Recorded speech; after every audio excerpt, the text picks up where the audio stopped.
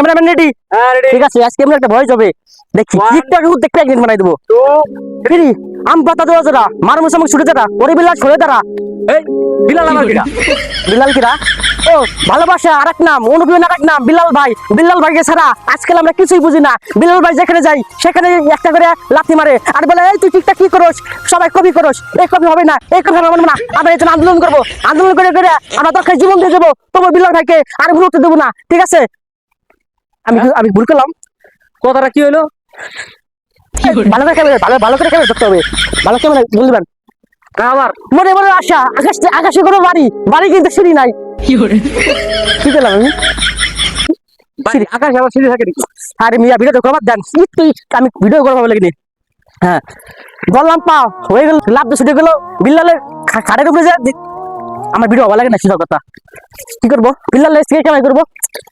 ওরে বিল্লাল সরে দাঁড়া, ওরে বিল্লাল তুই কই, বিল্লাল তুই এবার টাইনে ধর, বিল্লাল তুই এবার টাইনে ধর, আমার আইডিটা ফিউজ হয়ে গেছে, ওরে বিল্লাল সরে দাঁড়া।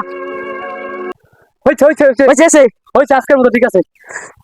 আমরা এই যে ভিডিওটা করলাম এটা বিল্লাল ভাইকে অপমান করিনি।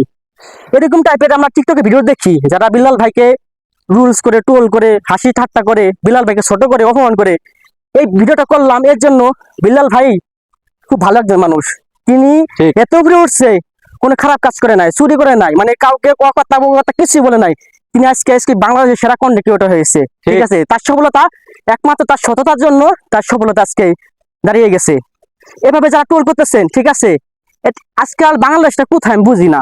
আজকাল ভালো মানুষ যে ভালো কাজ করবে তাকে নিয়ে আমরা টোল করি। আর কেন ভাই, আমরা কেন? বিল্লাল ভাই কি খারাপ একজন মানুষ? তিনি তো ভালো একজন মানুষ।